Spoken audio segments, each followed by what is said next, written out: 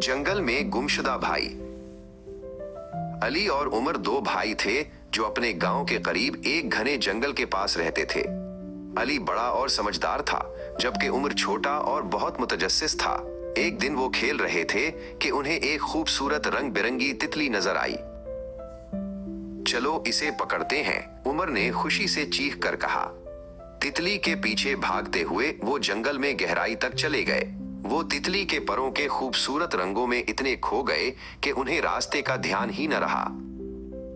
अचानक तितली उड़कर दरख्तों में गायब हो गई। दोनों भाई रुक गए और उधर उधर देखा। हर तरफ ऊंचे ऊंचे दरख्त और अनजानी झाड़ियां थीं। अली भाई, हम कहाँ हैं? उमर ने घबरा कर पूछा। उन्हें एहसास हुआ कि वो रास्ता भटक गए हैं। अली ने अपने छोटे भाई का हाथ थामा। फिक्र मत करो उमर, दादा अब्बू कहते थे कि अगर जंगल में खो जाओ तो नदी तलाश करो और उसके साथ चलते रहो। ये सुनकर उमर को थोड़ी हिम्मत मिली। वो दोनों पानी की आवाज की तलाश में चलने लगे। थोड़ी देर बाद उन्हें पत्तों के पीछे से पानी के बहने की मीठी आवाज सुनाई दी। उन्होंने देखा कि एक साफ शफाफ नदी बह रही है।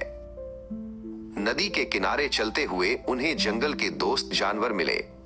एक शरारती बंदर ने उन्हें देखकर सर हिलाया और एक रंगीन तोता उनके सर पर से उड़ता हुआ गुजरा, जैसे उन्हें रास्ता दिखा रहा हो।